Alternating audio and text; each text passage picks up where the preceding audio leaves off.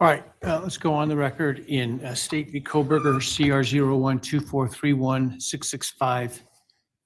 The defendant has been excused from today's proceedings and is not present. The defense is represented by Ms. Massoff, Ms. Taylor, and Ms. Barlow. The state is represented by Mr. Thompson. This is a time set for a hearing on the state's supplemental request for restitution. The state can argue first. Thank you, Your Honor. The attached documentation, it doesn't appear that there's a question about the amounts. I think the question that has been raised is whether the propriety of any additional restitution being ordered at this point. Yesterday afternoon, we did receive a supplemental filing from the defense, and I want to respond to that just for the record before I address the merits of the restitution requests themselves. As we indicated in our response to the defense objection to the additional restitution request, at the time that we entered into the plea agreement, Ms. Jennings and I were under the impression that crime victims' compensation could be available to cover reimbursement of travel expenses. And I have to clarify that now. It is true that before trial, the families approached our office asking if there were any resources we were available to pay in advance for travel expenses or expenses related to them attending trial itself. And we looked into that, our staff looked into that, and advised them no. It was my understanding, and I'm mistaken, I realized I was mistaken at this point, but it was my understanding back in early July, late June, when we were talking about the plea agreement, that crime victims' compensation could be available to reimburse expenses like that. I now know that's not correct, and it was certainly my mistake. I will own it as far as our state of mind going into the plea agreement. So that being said, go ahead. I'm sorry. Go ahead. I'll let you finish the point on the plea agreement, and then I have a question for you about that. And I was just finishing that point, Your Honor, so this would be a good time. Okay. So it's pretty well settled that plea agreements are interpreted as contracts, which they are. I think it's pretty well settled contract law that a unilateral mistake does not relieve one of its contractual obligations and restrictions. So how can I order this restitution if the express terms of the plea agreement, though mistaken understanding by the state, don't allow such extra crime victims compensation fund reimbursement?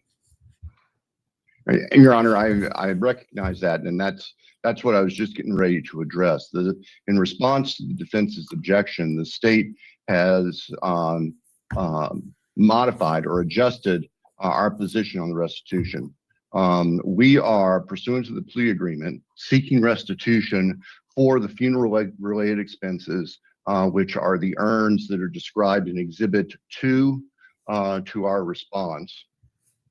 We are not affirmatively advocating for the travel expenses and lodging expenses of the family because we do not believe that we can legally advocate for those. At the same time, the families provided those to us, and we want to provide them to the court and counsel just so everybody was aware that they are there, but we are not arguing affirmatively for that because of the wording of the plea agreement itself. So what the state is actually requesting today is just additional restitution for the funeral-related expenses, which are the urns for the families. Okay, thank you. And you can address the other issues as well. I'm sorry, Your Honor, which other issues? Well, the issues, if you would like, raised in opposition to your motion, including the lack of ability to pay by a defendant and et cetera. Yes, thank you, Your Honor. I apologize. The defendant has raised the issue of his alleged inability to pay, and we recognize that he's going to be incarcerated until he dies. But that in and of itself doesn't mean that over the course of the balance of his life, he might become, he might receive assets. And in fact, we attached a breakdown of the types of monies that he has received during his incarceration. We also noted the statute that allows the treasurer to intercept prospective monies that might be received based on any attempted publication of the story of the defendant.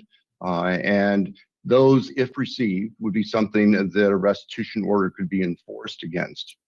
We also note that the language of the statute and the case law interpreting the restitution statute, which is 1953-04, if I believe off the top of my head, talks about current inability to pay is not necessarily a block to the order of restitution. It's just merely a factor for the court to consider. And it is our position, given the relative youth of the defendant, the fact that he has been receiving significant monies during his incarceration already, and that there is a possibility of future monies, whether by virtue of the statute with the treasurer impounding proceeds from a story related to this, or perhaps from an inheritance from his family or others. We can't see into the future. We don't have a perfect crystal ball. The state's position is having this additional restitution in place, which is really fairly minimal, would be appropriate. And have them available that if the defendant comes into assets, that the families would be able to try to satisfy the restitution orders from them. Thank you. And then who's arguing for defense? I will be, Your Honor. All right. Thank you. Given that the state has clarified its position that it's only seeking reimbursement for the earns, it's my understanding that that amount is $1,420 for one family, $1,587.79, and then another $167.79, which would be a total, I believe, if my math is right, of $3,075.58. My understanding of reading the Victims Compensation Code 1953-04 is that the court must still do an analysis on Mr. Kohberger's ability to pay. And as the state has addressed, we are arguing that he does not have an ability to pay. While there have been lump sums provided to you regarding some funds that he received prior to his plea agreement, what the court does not have is a breakdown of how those funds came into the inmate system for his expenses and the fact that they were primarily family. Certainly his situation pre-plea and sentencing was drastically different than it is right now in terms of money that is available to him. And there's nothing in the record to provide the court with anything other than what is really speculation based on the past, as opposed to something that the court might be able to rely upon about foreseeability. There's no way that Mr. Kohberger is ever going to profit from any sort of movie or book because Idaho Code 1953-01 specifically precludes that. Well, it precludes, it allows that monies are swept from his account for those income to pay certain things. If those certain things, if there's no debt for those certain things, then does the money not go then to the defendant? That is not my reading of the code. Perhaps I'm reading that statute more broadly than the court is. I understood it to be that the purpose is that someone can't then profit off of their crime pursuant to that statute. Like, I guess I need to read it with even allowing your reading of it. What's to prevent, for example, a family member from agreeing to provide information, be a part of, et cetera, a story, movie, book, whatever, TV series about the murders, about Mr. Kohberger, and that certainly wouldn't be monies they receive wouldn't be subject to the statute, and then they certainly would be free to send Mr. Kohberger money to his account. What harm is it to order the restitution, which would then sort of jump in line in terms of priority of payments over some of the other ordered payments, such that if Mr. Kohberger does receive money into his accounts from any source, that he's then that those monies are then put to that use. Certainly, we're not worried about Mr. Kohberger's credit rating with having debts at this point.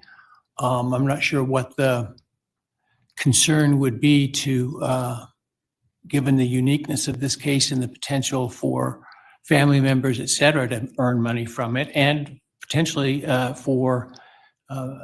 we've seen members of the public send money to Mr. Kohberger, is my understanding, to his books.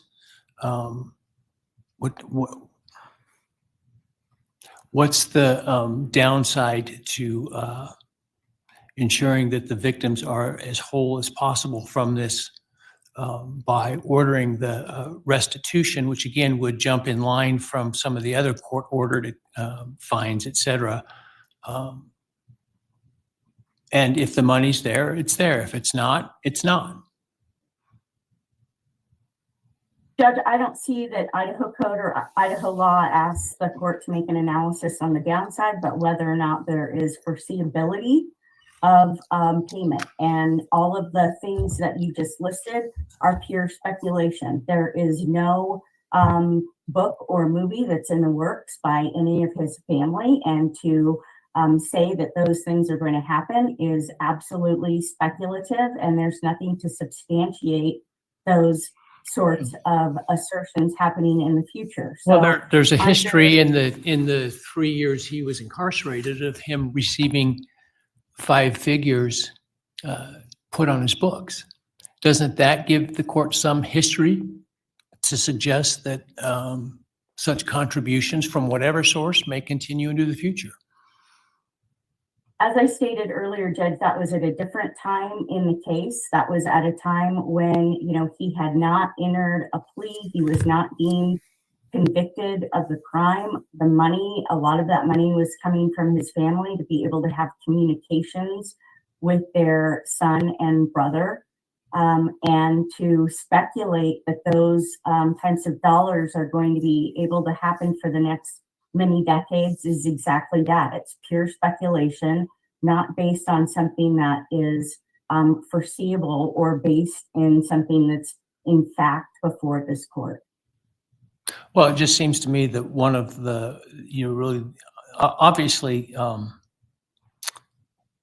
even application of statute requires the court to look at what might happen into the future. And I guess, it seems to me one of the best indicators of the future is the past. And in the past, his family has, you're saying the family was the source of much of these funds, has provided him funds in order for him to communicate, et cetera. That necessity will still exist going forward. I'm not aware of his family having disowned him at this point and not wanting any contact with him. And even if they are, that doesn't mean that won't change. And you call it speculation. It seems to me that it is good evidence of what may occur in the future in light of what has occurred in the past. Well, Judge, there is a judgment against him in the amount of $28,000, and certainly 20% of every dollar that goes into his inmate account is going to go towards paying that $28,000. Another factor that the court actually can look at under 1953-04 subsection 7 is other factors, and those factors that other factors that the court deems appropriate, and that can be collateral resources that the families obtained over $200,000, which definitely reimburse the cost of the earns in terms of economic costs. I also want to turn to the plea agreement. Because isn't a reasonable interpretation of the plea agreement that the defendant will not contest the state's seeking of restitution that is outlined in the plea agreement? Otherwise, why would it need to be in the plea agreement? It seems to me it's the plea agreement, a reasonable interpretation is the defendant is agreeing to pay restitution for those items that are identified in the plea agreement, which includes victims' compensation, which includes in this case funeral expenses. So you took advantage of the plea agreement to get the benefit of the bargain regarding the state's dropping of the death penalty. Why should you not be held to the plea agreement to pay the victims the costs of interning their children? Judge, I believe that our pleading was clear, that we understood that urns fell underneath a funeral cost, but that once we have a hearing on this matter, that doesn't eliminate the court's duty under 1953-04 to do the ability to pay analysis. And that's why. Are you in violation of the plea agreement by arguing that your client shouldn't have to pay those? We are not in violation of the plea agreement. If there was any violation of the plea agreement that took place, it's the state seeking this when the other expenses, when it was clear under statute and under the Idaho Victims Compensation rules that those were not reimbursable expenses. But they've effectively withdrawn those requests and are seeking what's outlined in the plea agreement. What's the point of the plea agreement on restitution if the defense is able to argue against the restitution called for in the plea agreement itself? Judge, again, in our pleading, we objected to what the state has withdrawn as of this moment at this hearing today. Right. We acknowledge that the urns were funeral expenses. Right. But once we're in this situation of having a hearing, then this other section about whether or not he has an ability to pay is triggered. We stipulated to $28,000 in restitution within 60 days. Right. He met the terms of the plea agreement. But it also says the state may seek restitution regarding funeral expenses, and they're simply identifying additional funeral expenses. I don't know what more you want me to say about the urns other than what's the point of the plea agreement if you're not going to be bound by it? I agreed that it was $3,075.58. But you say you shouldn't have to pay it. What I said was that the court needs to do the analysis under Idaho code about his ability to pay. Why hasn't the defendant waived his right to rely on that ability to pay by agreeing to those expenses as part of the plea agreement? I don't know how the court can enter this order today without engaging in the analysis under Idaho code because it's required. That's the way I review the case law and the code, that once there's a hearing about restitution, then the court has to engage in the analysis on the ability to pay. So the agreement to pay is illusory.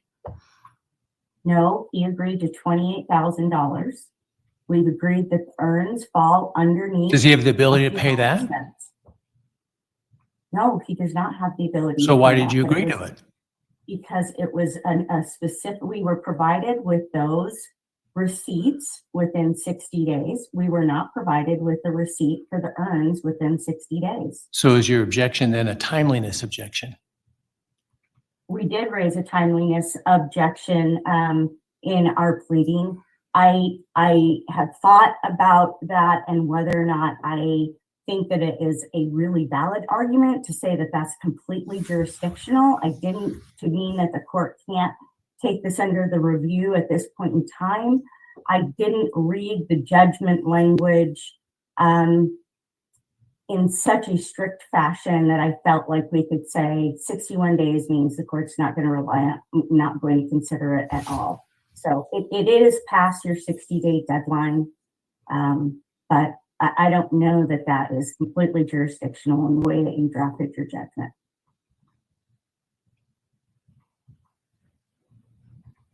Anything else? No, Thank you. Mr. Thompson, any rebuttal? No, Your Honor, thank you. All right, thank you. I'll take the matter under advisement, issue an opinion in due course.